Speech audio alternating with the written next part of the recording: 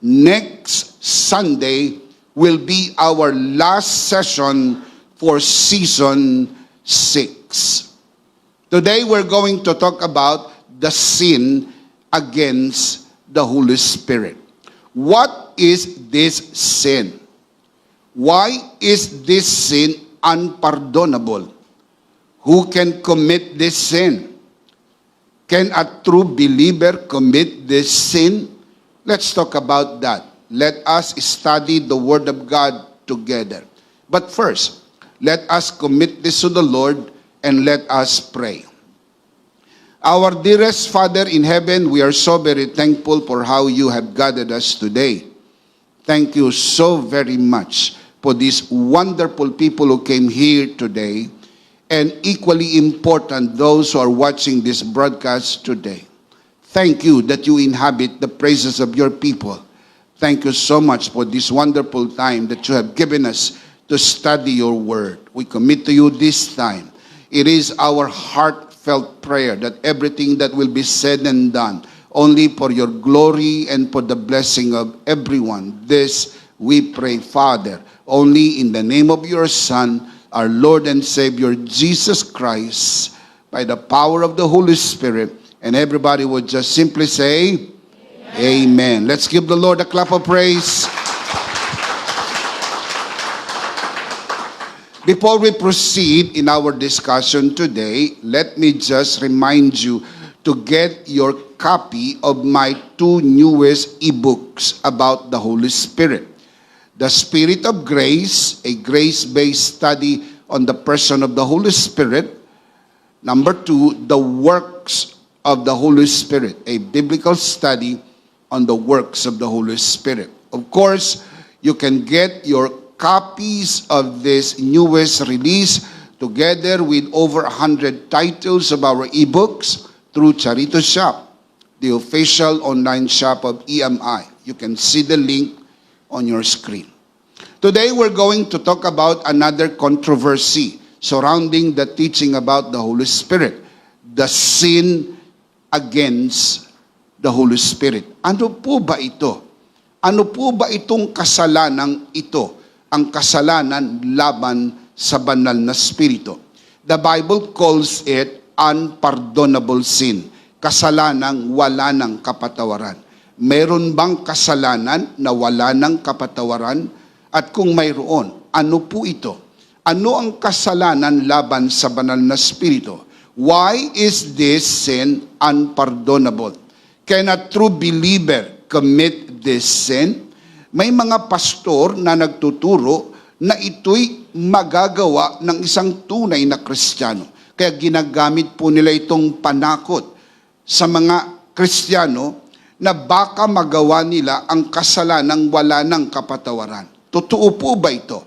Ano po ang turo ng Biblia patungkol po dito? How does the Bible explain this? Let's begin. The first question we need to ask is this: what is the unpardonable sin? Ano ba ang kasalanang wala ng kapatawaran? Marami at iba't ibang opinyon ng mga pastor patungkol po dito. Mayroong mga pastor at simbahan na nagtuturo na ang tinutukoy daw dito ay ang kasalanang nagawa ni Ananias na naisulat sa Acts chapter 5, kung saan kanya pong binawasan ang kanyang offering. Kaya ginagamit ng ibang pastor, kapag binawasan mong offering mo, wala ka ng kapatawaran.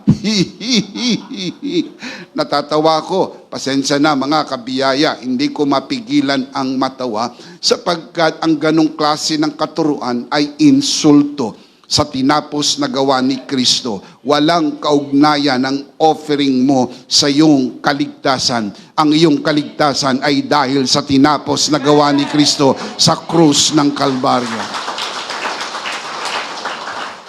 Can you honestly say amen? Bagaman naniniwala po ako na kailangan nating maging matapat sa ating pagkakaloob at hindi natin dapat bawasan ang nararapat para sa Panginoon, pero hindi po ito magko-consummate sa kasalanang wala ng kapatawaran. Diyos ko, kung yun po ay kasalanang wala ng kapatawaran, baka wala nang maligtas. Sapagkat yun po ay madalas nagagawa ng ilang mga Kristiyanong nagigipit sa buhay. At kung minsan, bago nila gawin, humihingi agad sila ng tawad. Diyos ko, patawarin mo ko, hindi ko nauulitin. Ngayon lang talaga, may mga babayaran ako. Nakalimutan niya, next month may babayaran siya uli. Next month may babayaran siya uli. Mabuti na lang, maunawain at mapagmahal ang ating Diyos na pinaglilingkuran. Palakpakan natin si Lord. Come on, clap your hands to the Lord. Hallelujah. Shout amen. Kaya tinitiyak ko po sa inyo na hindi po yon ang kasalanang wala ng kapatawaran. Sa makatwid, kung hindi yon at talaga namang hindi iyon, ano ba talaga itong kasalanang wala ng kapatawaran? Ito ba ay nasa Biblia? Opo. Let me show you the verse. Matthew chapter 12 verse 31 hanggang 32. Jesus is speaking in this passage. And so I tell you, every sin and blasphemy will be forgiven men. But the blasphemy against the Spirit will not be forgiven. Anyone who speaks a word against the Son of Man will be forgiven. But anyone who speaks against the Holy Spirit will not be forgiven, either in this age or in the age to come. Ano man po ang kasalanan ito, tandaan nyo na napakaseryoso ng kasalanan ito. Mantak mong isipin, kapag nagawa ito ng isang tao, wala ng kapatawaran. Ibig sabihin, hindi na siya maaaring maligtas. Ano ba itong kasalanan na ito? Whatever it is, let me just tell you that this is a very serious sin. The Bible calls it unforgivable, unpardonable. Ano po ang kasalanan ito? Tinawag po ito ng Bibliang the blasphemy against the Holy Spirit. Sa wikang Pilipino, pamumusong laban sa banal na Espiritu. Medyo malalim ang salitang pamumusong. Sa mababaw na wikang Pilipino, kalapastanganan sa banal na Espiritu. Sa makatwid, pag nilapastangan ng isang tao ang banal na Espiritu, knowingly and intentionally, with finality, wala ng kapatawaran na nalaladi para sa kanya. Ano ba ang kasalanang ito? Bakit wala ng kapatawaran ang kasalanang ito? Mapapansin po niyo sa verse na binasa natin, if you speak a word against the Son of Man will be forgiven. Pag nagsalita ka laban sa anak ng tao, referring to the humanity of Christ, you will be forgiven and you can be forgiven. But if you say a word against the Holy Spirit, you will not be forgiven. Sa makatwid, mayroong kapatawaran kung magkasala ka sa humanity of Christ. Pero pag nagkasala ang sinuman sa divinity ng Holy Spirit, wala ng kapatawaran. Luke chapter 7 verse 34, mababasa po natin na maraming tao maging sa kanyang kapanahunan na nagkakasala sa kanyang pagkatao. Marami pong sinasabi ang mga tao laban kay Jesus na siya'y matakaw, siya'y lasenggo at kaibigan ng mga makasalanan. Look at the verse. The Son of Man came eating and drinking, and you say, people say, here is a glutton, a drunkard, and a friend of tax collectors and sinners. Matindi ang mga paratang ng mga kaaway ni Jesus sa kanya na siya'y lasenggo. Hindi po totoo yun. Hindi po natagpuan ni minsan si Jesus na nalasing, susuray-suray sa daan, nagsusuka at hindi na nakauwi ng bahay tulad ng nangyari sa iyo nung hindi ka pa born again. Nangingiti ang iba sapagkat naalala nyo ang inyong lumang pagkatao nang kayo'y malasing, hindi na kayo nakauwi ng bahay nung makauwi kayo sa ibang bahay pa. Pero salamat, binago na tayo ng biyaya ng Diyos. Hallelujah! Isa sa maliwanag na batas ng pagtuklas ng kahulugan ng banal na kasulatan ay ang pagkonsulta sa konteksto nito. We believe in hermeneutics, the science and art by which we discover the meaning of the text. We do not give meaning to the text. We only discover the meaning in the text and we pull it out because the scripture interprets itself. There are 7 major rules in hermeneutics, but let me just refresh your memory. Rule number 4 says, interpret the text according to its context. This is the most basic rule and yet the most important rule of all. Kung 7 ang rules na nag-govern sa hermeneutics, number 4 ito. Bakit ito number 4? Kasi merong unang 3 at merong huling 3. Intentionally and purposefully, nilagay po ito sa number 4 sapagkat gamitin mo man ang unang 3, gamitin mo man ang huling 3, hindi pwedeng hindi mo gagamitin ang pang-4 sapagkat number 4, rule number 4 is extremely important. Kailangan nating konsultahin ang konteksto. Kailan sinabi ni Jesus ang kasalanan laban sa banal na espiritu at kailan niya sinabing ito'y wala ng kapatawaran. We need to look at the context. We need to look at the story where Jesus spoke these very serious words. Unpardonable sin. Matthew chapter 12, verses 22 following verses. Verse 22. Ito yung storya. Dito nyo mababasa yung nangyari bago po yung controversial verse. Makinig po, look up here, look at my eyes. Hindi mo pwedeng kunin ang teksto sa labas ng konteksto. Ano ang tagpo na nangyari? Sino ang mga tauhan ng storya? Anong nangyari sa storya? Anong nag-trigger? Bakit sinabi ni Jesus, wala ng kapatawaran ang kasalanan sa Espiritu Santo? Now, look at verse 22. Then they brought him referring to Christ, a demon-possessed man who was blind and mute, could not see and could not talk. And Jesus healed him so that he could both talk and see. Verse 23. All the people were astonished and said, could this be the son of David? Anong implication ng son of David? It means, could this be the Messiah? Because the son of David is the Messiah, the king of the Jews, the king of Israel. Now, masyadong maanghang yan sa panlasa ng mga Pariseo at Eskriba sapagkat hindi sila naniniwala na si Jesus ang Mesiyas. Now, look at verse 24. But, when the Pharisees heard heard what? What the people said. Could this be the son of David? Yung sinabi nila. They said, they referring to the Pharisees, they said, it is only by Beelzebub, the prince of demons, that this fellow referring to Christ, drives out demons. Sa wikang Pilipino, ang sabi ng mga Pariseo, hindi siya anak ni David. Ang kapangyarihan ng taong ito ay nanggagaling sa prinsipe ng mga demonyo, ang pangalan ay Beelzebub. Mga kapatid, maaaring ang iba po sa inyo hindi pamilyar sa salitang Beelzebub. Let me just explain.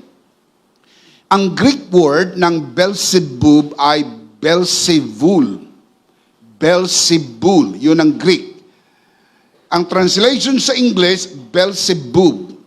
Literally, it means the god of dirt and stench. Sa wikang Pilipino, Diyos ng dumi at baho. Yun ang ibig sabihin. Dirt, dumi, stench, baho. Kaya ibig sabihin ng Beelzebub ay Diyos ng kabahuan at karumihan. Can you imagine kung anong insulto ang natanggap ni Jesus sa mga Pariseo at mga Eskriba laban kay Jesus? Ang salita pong ito ay galing sa Hebreyong salitang Baal-Zebub. Ito'y 5 beses ginamit sa Old Testament. At ito'y tinatawag pong Diyos-Diyusan ng mga Ekronites. Mababasa niyo sa 2 Kings chapter 1, si Baal. Baal ang Diyos-Diyusan ng mga Ekronites. At ibig sabihin ng Zebub, flies, langaw, flies. Tama ba na ang baho at dumi at langaw ay magkakasama? Napansin nyo kung saan merong dumi at baho, nandun ang mga langaw. Kaya Mahebreo man, Magriego, ang ibig sabihin po ng Beelzebub ay Diyos ng kabahuan, Diyos ng karumihan, at Panginoon ng mga langaw. Anong ibig sabihin? Si Jesus ay kumukuha ng kapangyarihan sa Panginoon ng mga langaw. So ano si Jesus? Langaw para sa mga kaaway ni Jesus. At kailan nila ito sinabi? Bakit nila ito sinabi? Ang tagpo, si Jesus ay nagpagaling ng isang taong may karamdaman. A demon-possessed man could not see, could not talk, miraculously healed by Jesus. Namangha ang mga tao, could this be the Messiah? Could this be the Son of David? And the Pharisees said, no, he is not the son of David. We know better. This man gets his power from Beelzebub. Yun po ang konteksto. At least naiintindihan na natin, dito nang galing ang istorya. Now, how did Jesus respond? How did Jesus answer the Pharisees? Now, look at the verses. Verse 25, Matthew 12:25. Jesus knew their thoughts and said to them, every kingdom divided against itself will be ruined, and every city or household divided against itself will not stand. Verse 26, if Satan drives out Satan, he is divided against himself. How then can his kingdom stand? It makes no sense. Kung ang kapangyarihan ni Jesus na magpalayas ng demonyo ay galing kay Satanas, pinapalayas niya ang kanyang sarili. Sabi ni Jesus, isip-isip din pag may time sa bagong salin. Hindi pwede yun. Kung si Satanas, palalayasin niya ang sarili niya, ang kanyang kaharian ay mahahati at ang kanyang kaharian ay hindi mananatili. This cannot be. Ayon sa paliwanag ni Jesus, hindi yan pwede. At alam nila na hindi yan pwede. Now, moving on, verse 27. And if I drive out demons by Beelzebub, who said that? The Pharisees said that. So ibinalik ni Jesus sa mga Pariseo ang sinabi, sabi nyo, nagpapalayas ako ng demonyo galing sa kapangyarihan ni Beelzebub. And Jesus said, if I drive out demons by Beelzebub, by whom do your people drive them out? So then they will be your judges. Ang mga Pariseo nagpapalayas din ng demonyo. Sabi niya, kung ako nagpalayas o nagpapalayas ng mga demonyo galing sa kapangyarihan ni Beelzebub, kaninong kapangyarihan ang ginagamit ng mga kasamahan ninyo na nagpapalayas din ng demonyo? Mag-isip din paminsan. Kung minsan, mapaghusga ang maraming tao, hindi nila alam, sarili na nila ang kanilang hinuhusgahan. Now, look at verse 28. 8. But if I drive out demons by the Spirit of God, which is actually the truth. Pero kinakausap niya mga Pariseo, if I drive out demons by the Spirit of God, referring to the Holy Spirit, then the kingdom of God has come upon you. The kingdom of God simply means the reign of God. Narito ang paghahari ng Diyos. Bakit? Sapagkat hindi pwedeng magsabay ang dilim at liwanag. Kapag dumating ang liwanag, tumatakas ang dilim. Ang mga demonyo ay hindi maaring manatili sa presensya ng liwanag. Si Jesus ang liwanag. Kung si Jesus ay nagpapalayas ng mga demonyo sa kapangyarihan ng banal na Espiritu, narito ang paghahari ng Diyos. Paano mo malalaman na narito ang paghahari ng Diyos? Tumatakas ang kapangyarihan ng kaaway. Ang sakit gumagaling. Ang buhay nababago, ang buhay pinagpapala, sapagkat narito ang paghahari ng Diyos. Amen. Tinuruan po tayo ng panalangin ng Panginoong Jesus, Our Father, who art in heaven, hallowed be thy name, thy kingdom come, thy will be done on earth as it is in heaven. Mga kapatid, ang kalooban ng Diyos, kung anong mayroon sa langit, mangyari sa lupa. Wala hong kasalanan sa langit. Wala hong kahirapan sa langit. Wala hong karamdaman sa langit. At kung sakali by chance magtangka ito sa inyong buhay, maaari niyong angkinin ang kalooban ng Diyos mangyari sa buhay mo. Pinagaling ka na, pinagpala ka na, pinaburan ka na, anak ka ng Diyos sa pangalan ni Jesus. Shout amen!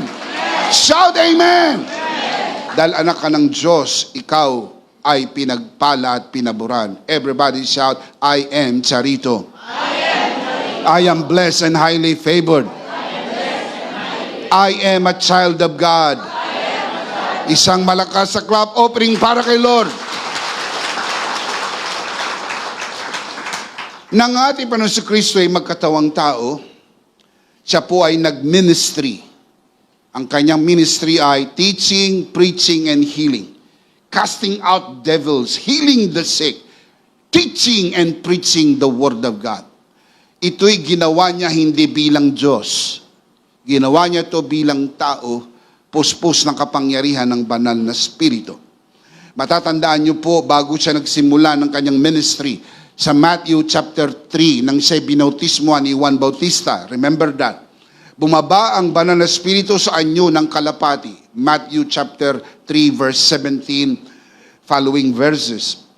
And the Father spoke from heaven, "This is my beloved Son, in whom I am well pleased." And you know the story very well. Pagkatapos po nun, nagsimula na ang kanyang ministry. Makinig maigi. Hindi po nagsimula ang kanyang ministry hanggang hindi lumulukob sa kanya ang Espiritu Santo. Napakalaking importansya po yun. Ganon din ang sinabi ni Jesus sa kanyang mga alagad, antayin ninyo ang kapangyarihan ng banal na Espiritu na darating sa inyo ilang araw mula ngayon.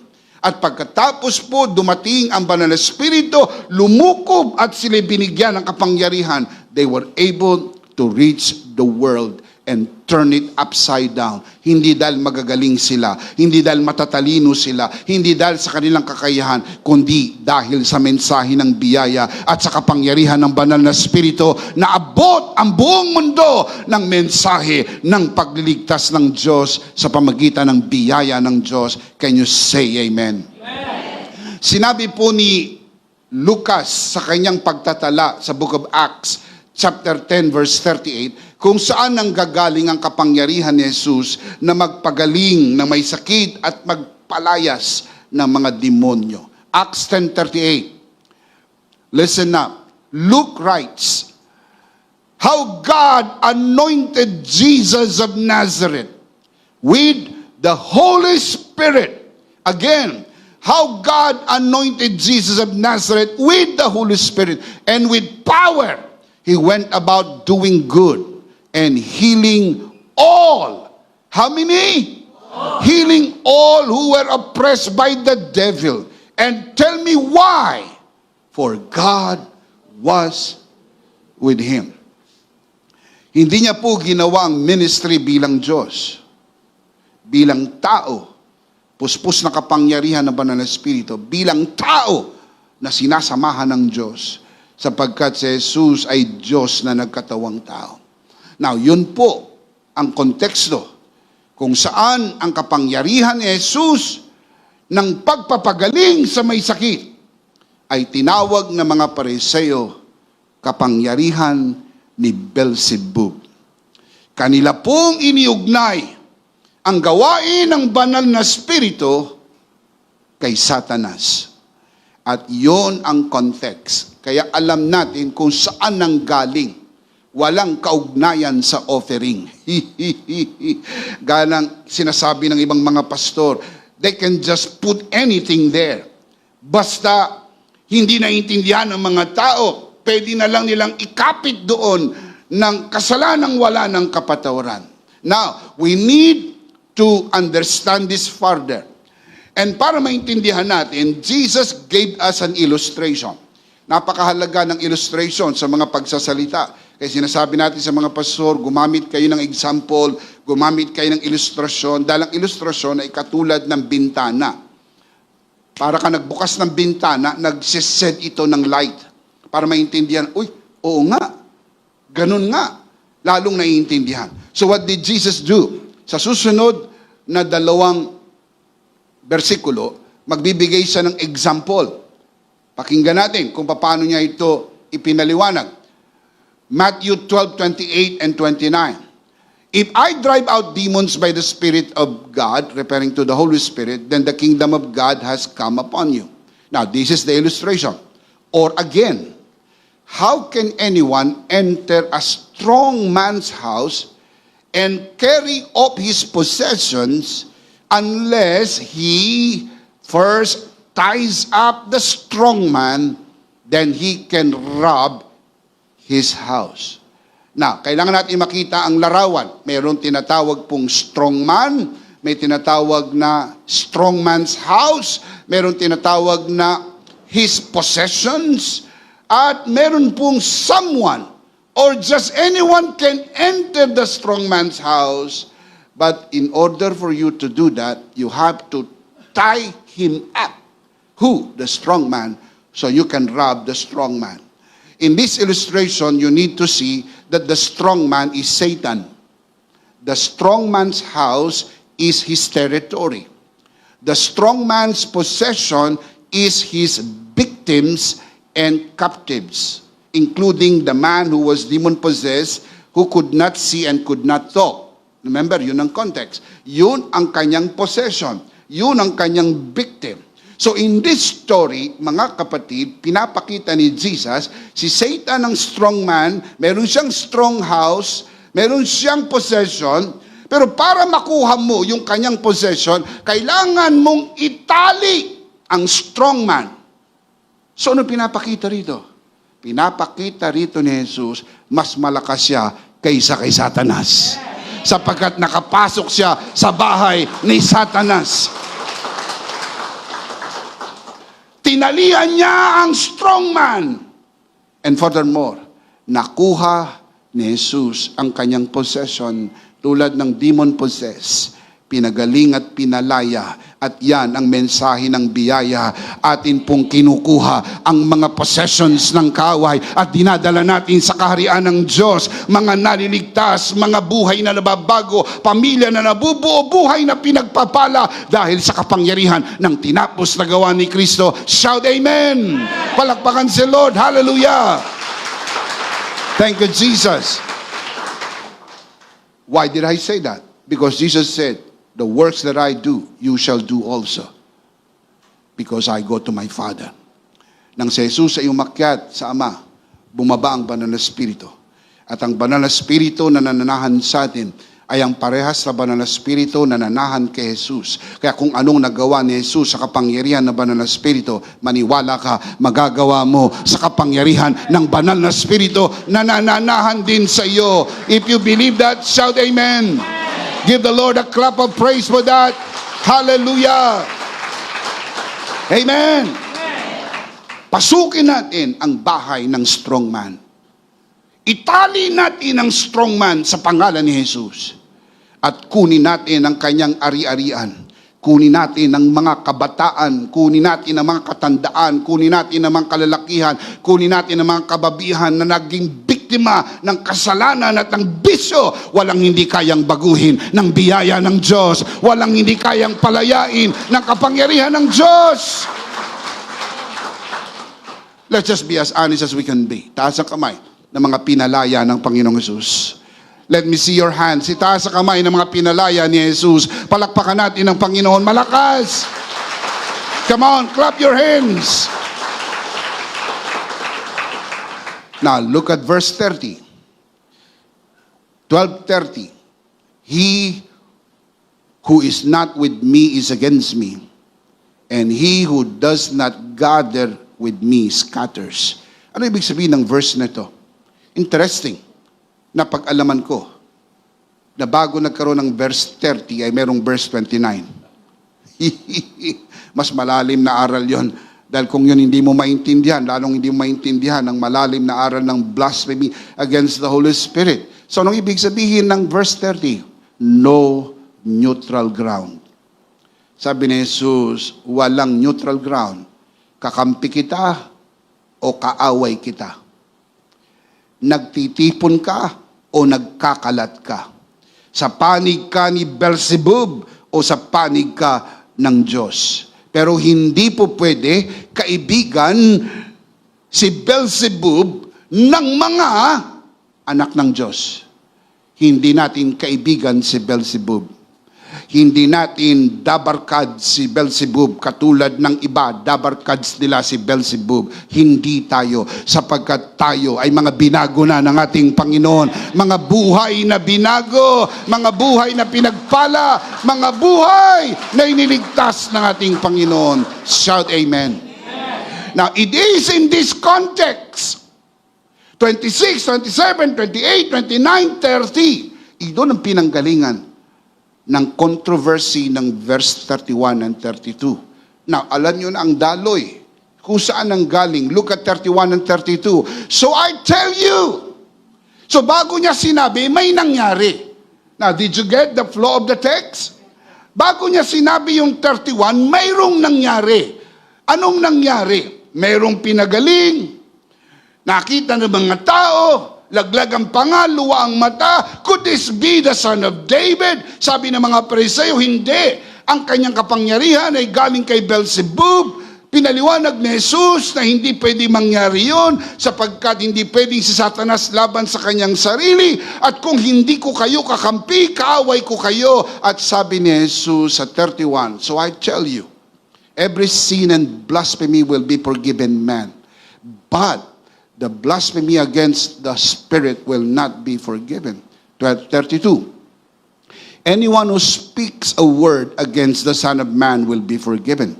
But anyone who speaks against the Holy Spirit will not be forgiven, either in this age or in the age to come. Saklaw tayo? Yes, sa panahon natin, sa panahon nila, at sa panahon natin. Hanggang sa susunod na panahon, hindi nagbabago. Wala nang kapatawaran kapag nagkasala ka ng pamumusong laban sa Espiritu Santo. Napakabigat na kasalanan ito. What is blasphemy against the Holy Spirit? Kung ito'y napakaseryoso, makinig pong maigi. Kung ito'y napakaseryoso, di dapat alam natin ito. Diba? If this is very serious, dapat alam natin ito. Ano ito? So let me give you the answer. What is blasphemy against the Holy Spirit? This is the answer. This is based on the text and context. Listen up. You can see this on your screen. Blasphemy against the Holy Spirit, knowingly and intentionally reject the work of the Holy Spirit and call it as work of Satan. Again, knowingly and intentionally. Kaya hindi ito pwedeng magawa ng hindi niya alam. Pangalawa, hindi ito pwedeng magawa ng hindi niya sinasadya. Dapat alam niya at sinasadya niya na i-reject ang work ng Holy Spirit. Hindi lang i-reject. Furthermore, tawagin itong work of Satan. That is the worst of it. Wala ng kapatawaran. Ano ito? Anong ibig sabihin ito? Tanong ko po, why is blasphemy against the Holy Spirit unpardonable? Again, why is blasphemy against the Holy Spirit unpardonable? Bakit wala ng kapatawaran? Parang hindi natin masyado maintindihan. Wala ng kapatawaran. Parang lumalaglag ang panga natin. Totoo ba na may kasalanang wala ng kapatawaran? Ibig sabihin, hindi na siya pwedeng mapatawad. Hindi na siya pwedeng baligtas. Hindi na siya pwedeng pumasok sa langit. Napakatindi naman yan. Opo, napakatindi. At hindi naman natin yan pwede isa-isang tabi dahil si Jesus mismo nagsabi, ang sino mang magkasala ng kasalanang ito, wala ng kapatawaran. Kaya ang tanong sa likod ng ating isip, bakit ang kasalanang ito wala ng kapatawaran? Let me give you 3 answers. At least you will remember this the rest of your life. 3 answers. Why this sin is unpardonable. Number 1, this is unpardonable because without the Holy Spirit, you cannot know Christ. For you to be forgiven and for you to be saved, you have to know Christ.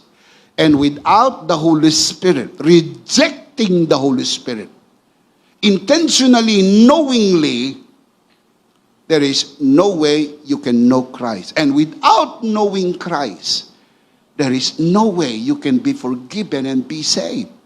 Dahil si Jesus lang ang tagapagligtas. Can you say amen? Amen? Kung hindi mo makilala ang tagapagligtas, paano kang maligtas? Kung hindi mo makilalang siyang nagpapatawad, paano kang mapapatawad? At paano kang mapapatawad kung nireject mo ang Holy Spirit na siyang magdadala sa iyo para makilala ang tagapagligtas? Let me show you the scripture. John 16:14. He, referring to the Holy Spirit, He shall glorify me, referring to Christ. The Holy Spirit shall glorify Christ, for He shall receive of mine and shall show it unto you.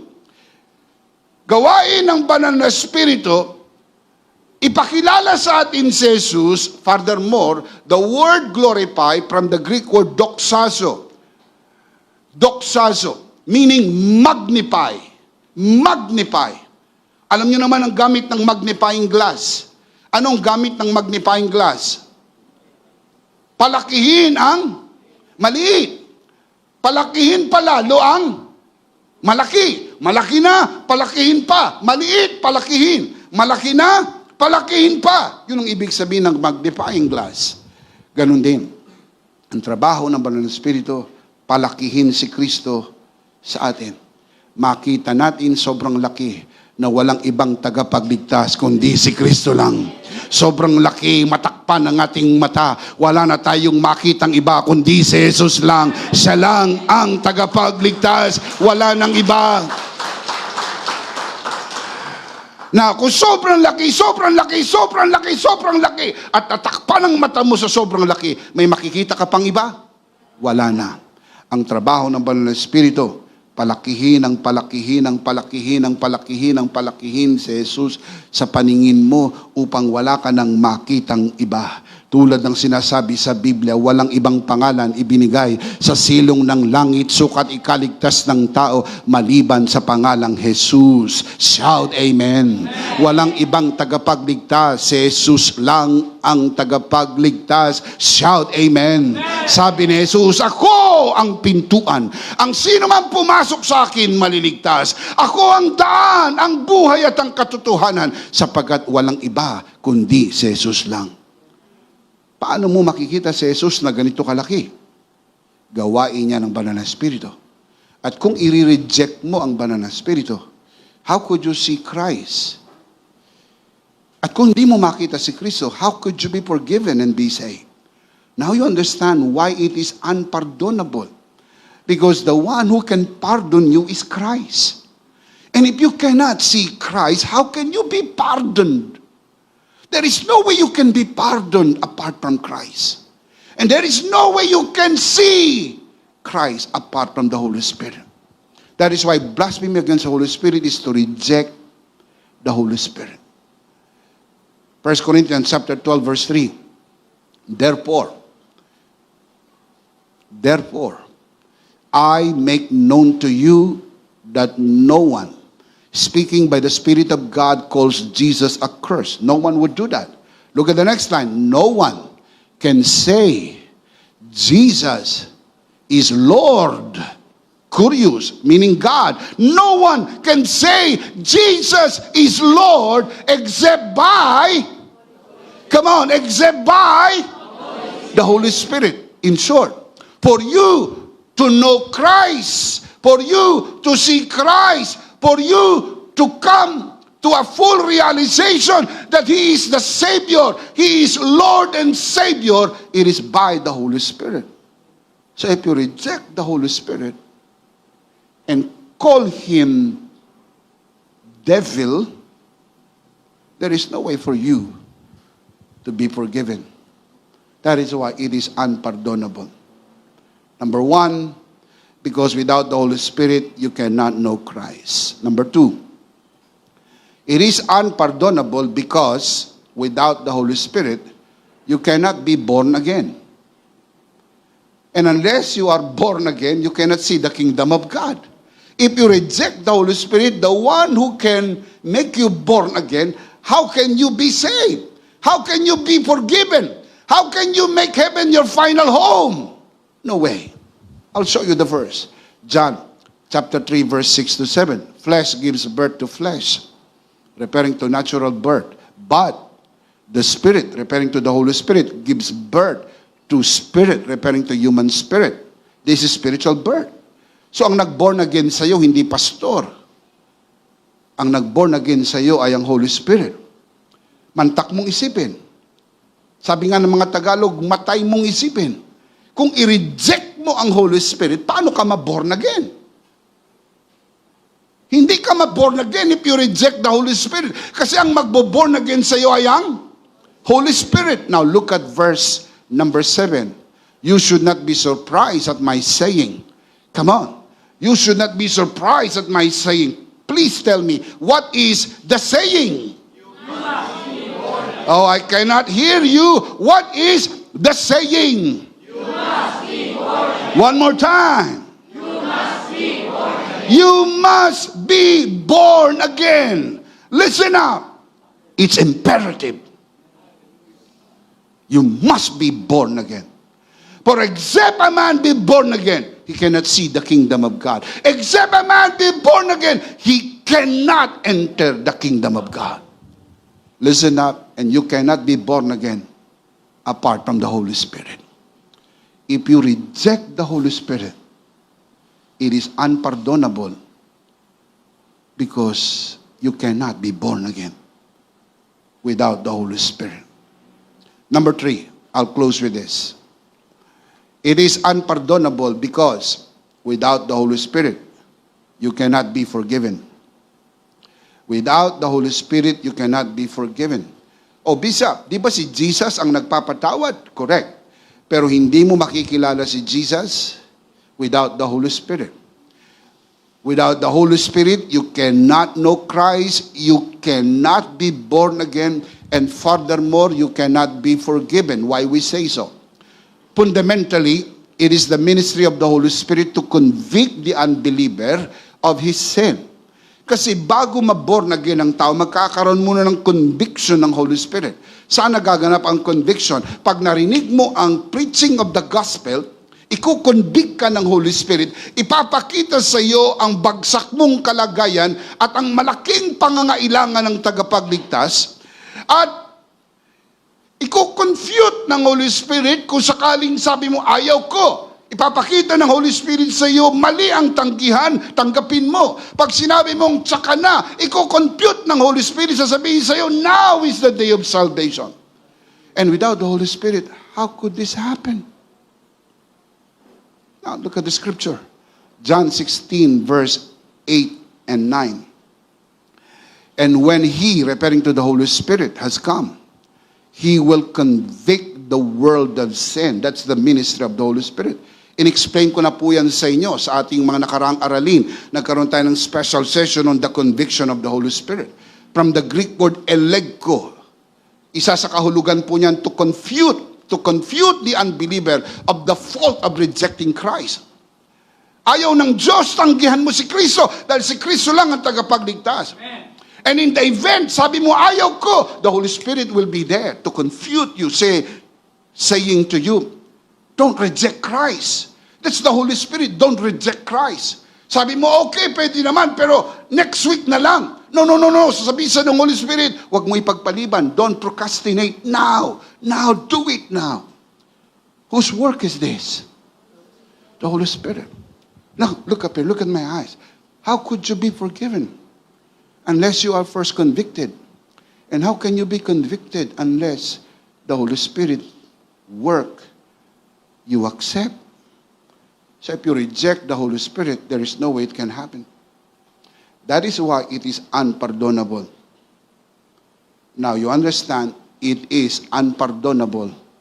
Let's look at this again. Why is blasphemy against the Holy Spirit is unpardonable? I gave you 3 reasons biblically. Let's read them out loud. Ready? Number 1. Number 2. Number 3. Mahalaga po ba ang banal na spirito? Of course. So the question is, who can commit the unpardonable sin?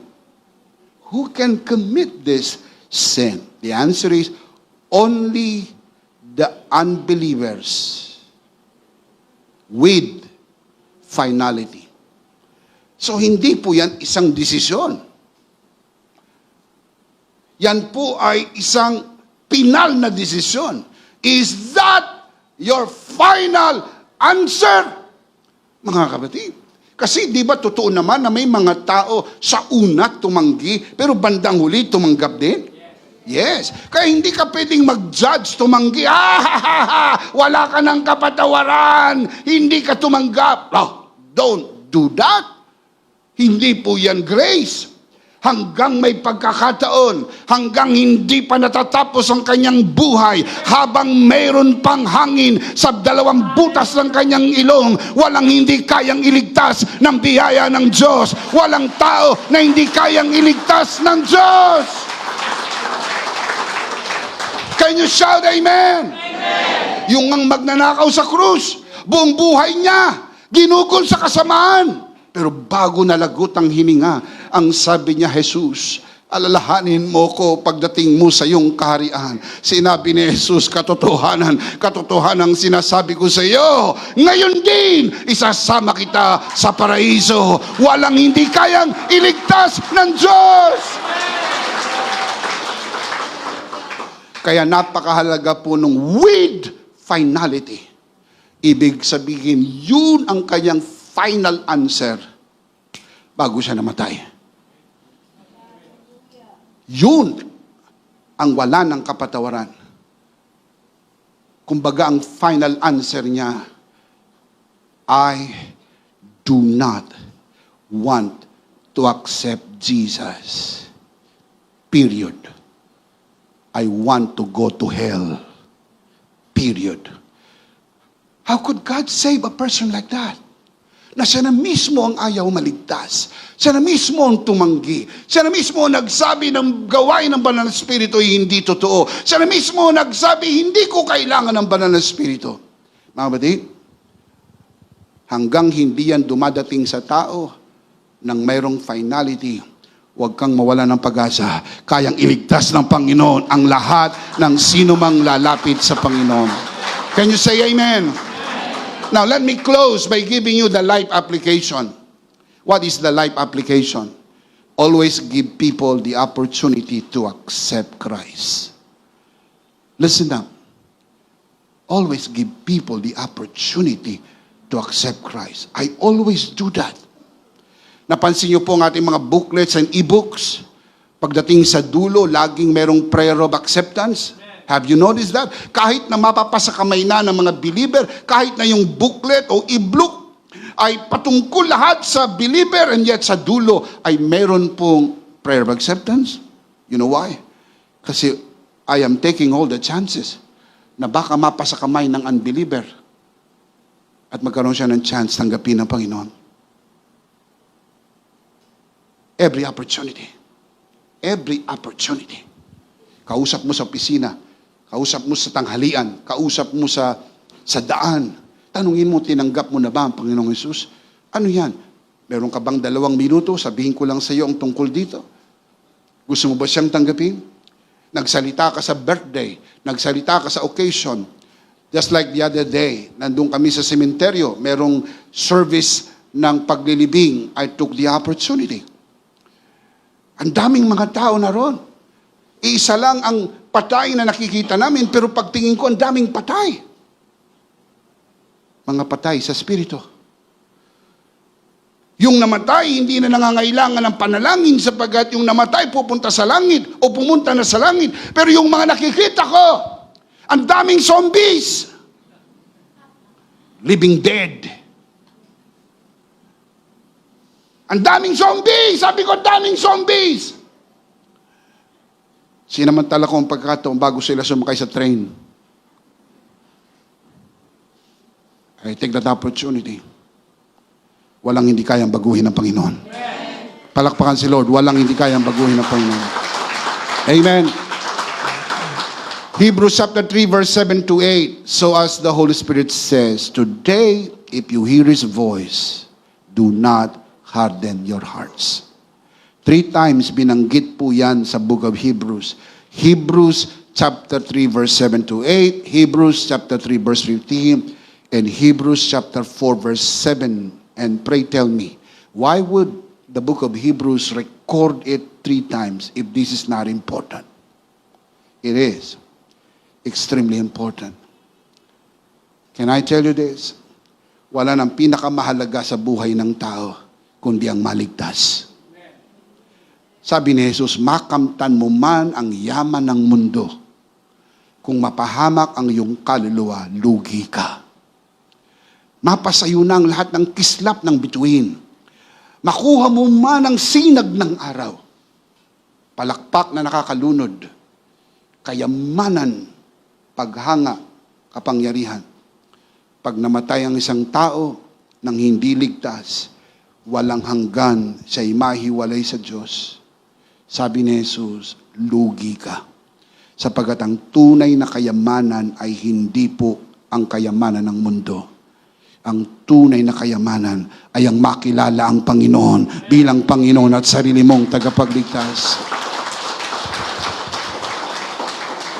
2 Corinthians 6:2. Behold, now is the accepted time. Tell me, when is the accepted time? I cannot hear you. Make it loud. When is the accepted time? When is the accepted time? Behold, now is the day of salvation. When is the day of salvation? Now, not tomorrow. Those of you who are watching this broadcast, not tomorrow. You are not watching this by accident. Hindi mo alam kung hanggang kailan pa ang buhay mo. This is God's divine appointment. You are hearing this because God loves you and He has a wonderful plan for your life. Receive Jesus today and be saved. Not tomorrow. Huwag mong ipagpaliban. Don't procrastinate. Today is the day of salvation. Why we say now? Why we say not tomorrow? Because salvation is now made easy. Pinahirap ng religion, but the Bible made it so easy. A, B, C, D. A, accept the Lord Jesus into your heart. And before you do that, you have to admit that you are a sinner. Kailangan mong tanggapin na ikaw ay makasalanan sapagkat hindi ka mailigtas ni Jesus hanggang hindi mo aminin ikaw ay makasalanan. B, you have to believe on the Lord Jesus. C, you have to confess with your mouth the Lord Jesus. And D, you have to decide now because tomorrow may be too late. You may not have another program like this. This could be your last program to watch. And God is calling you to salvation because Proverbs 27 verse 1 reminds us, never boast about tomorrow. You don't know what will happen between now and then. You do not know what will happen between now and tomorrow. That's why don't say tomorrow na lang. No, you do not know. Now is the time. Can you say amen? My question is, can a true believer commit the unpardonable sin? The answer is no. Simply no. Because a believer has done the opposite. A believer has knowingly and intentionally accepted the work of the Holy Spirit and call it as work of God. Kaya hindi yan magagawa ng tunay na mananampalataya. Can you say amen? Amen. A true believer cannot and will never commit the unpardonable sin. And pray, tell me why? Because all our sins have been pardoned. If you believe that, say amen. Amen. The big idea is, in Christ, all my sins have been forgiven. Are you in Christ? Amen. Kay Kristo, kay Kristo, pinatawad na lahat ng ating mga kasalanan. Oh, hallelujah! Oh, happy day, oh, happy day. Since Jesus washed my sins away. He taught me how to watch and pray. Oh, happy day, since Jesus washed my sins away. Wala nang pinakamasayang araw ng buhay mo nang ikaw ay pinatawad ng Panginoon. Isinulat ang iyong pangalan sa aklat ng buhay at tagapagmana ka ng buhay na walang hanggan. Pagtunog ng trumpeta, sasalubong ka sa Panginoon at mapapasa Panginoon ka magpakailan-kailan pa man. Shout amen! Amen! Shout amen! Amen! Give Him praise for that. Hallelujah! And you are not watching this broadcast by accident, because the truth is we do not want to end this broadcast without giving you the most important opportunity to receive Jesus today. Hindi mo mapapanood ang broadcast na ito kung hindi gusto ng Diyos maligtas ka. This is your day, this is your time. Receive Jesus and be saved. Kung nais mong tanggapin ang Panginoon Jesus sa iyong puso bilang Panginoon at sarili mong tagapagligtas, taas mong yung dalawang kamay sa harapan ng iyong telebisyon, sa harapan ng iyong computer, sa harapan ng iyong cellphone, o anumang paraan na papanood mo ang broadcast na ito. Samahan po natin sa lahat ng mga kabiyayang narito sa bulwagang ito. At kung ikaw ay narito sa unang pagkakataon, gusto mong tanggapin ang Panginoong Jesus bilang Panginoon at sarili mong tagapagligtas, likewise, this is your day. Manalangin tayo, taas ang kamay, sumunod sa panalangin ng pagtanggap, ariin ang panalangin itong personal. Manalangin tayo. Panginoong Hesus, ako po'y makasalanan. Hindi ko po kayang iligtas ang aking sarili. Ako'y mapapahamak ng hiwalay sa iyo. Narinig ko po ang mabuting balita. Ako po'y naniniwala. Tinatanggap kita sa aking puso bilang aking Panginoon at aking tagapagligtas. Salamat po. Pinatawad mo na ang aking mga kasalanan isinulat mo na ang aking pangalan sa aklat ng buhay. Sa pangalan ng Panginoong Hesus. Amen. Amen. Ako na lang po mananalangin, Ama, sa oras na ito. Tinataas ko po sa harapan ng sinumang tumanggap sa unang pagkakataon. Pinagkakatiwala po namin sila sa iyong kagandahang loob. Pinagkakatiwala po namin sila sa kanilang paglago sa bagong natagpuang pananampalataya. Sa pangalan pinakamataas sa lahat ng pangalan, pinagkakatiwala po namin ang lahat ng tumanggap sa kanilang bagong karanasan ng kaligtasan. Sa pangalan ng aming Panginoong Hesus, tayo po'y magsabing Amen. Palakpakan natin si Lord. Amen. Come on, give Him praise, give Him praise, give Him praise. We are so very happy for you kung tinanggap mo ang Panginoong Hesus sa iyong puso bilang Panginoon at sarili mong tagapagligtas. Nakalagpas ka na mula sa kasalanang walang kapatawaran. Ngayon, ang lahat ng iyong kasalanan ay pinatawad na ng ating Panginoon. Palakpak para sa Lord. Woo! Amen. We just want to let you know from our hearts here at EMI, welcome to the family of God. Welcome, welcome, welcome.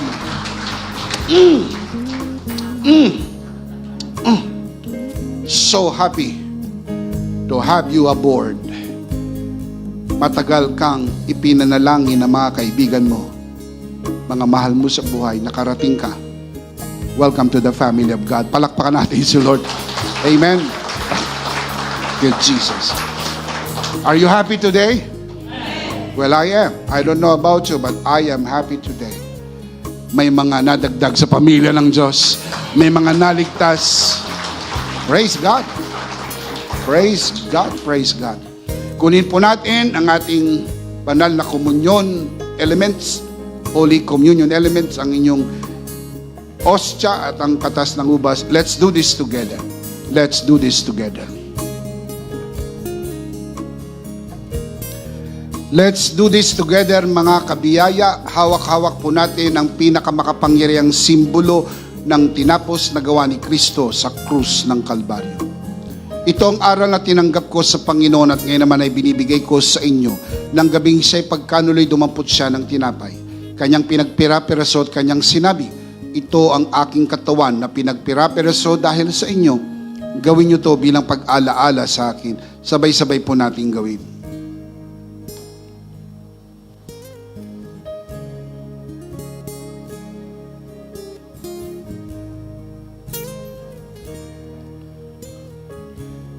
Gayun din naman matapos maghapunan ay kanyang hinawakan ng saro at kanyang sinabi, ito ang saro ng bagong tipan na pinagtibay ng aking dugo. Gawin niyo to bilang pag-alaala sa akin. Sabay-sabay po natin gawin.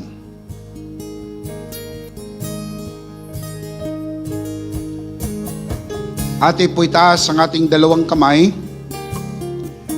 at sama-sama natin ideklara ang ating pananampalataya.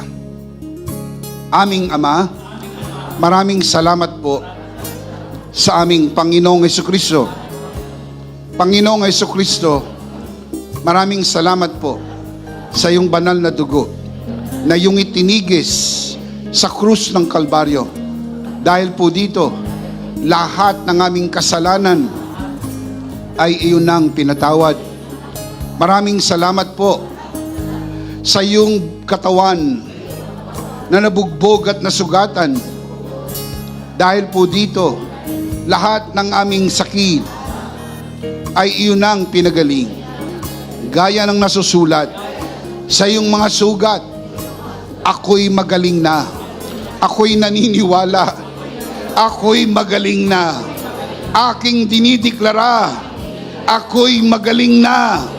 Ako'y malusog, malakas, masigla, pinagpala, pinaburan, at mabubuhay ng mahaba sa pangalan ni Jesus.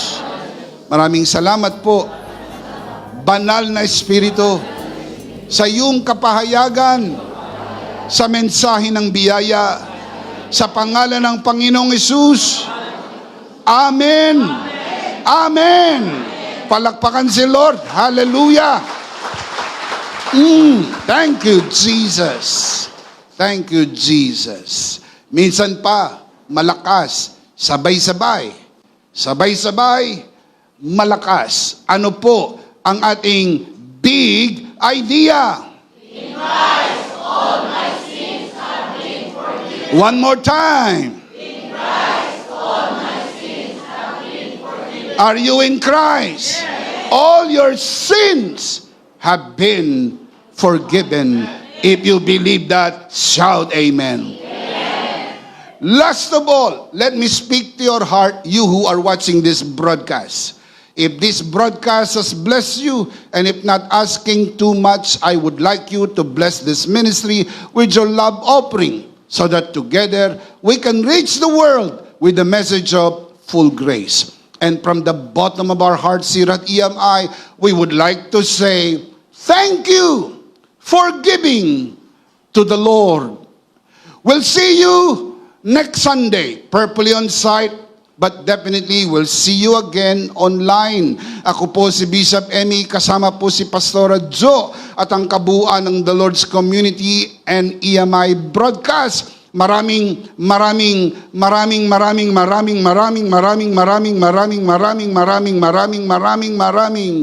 thank you.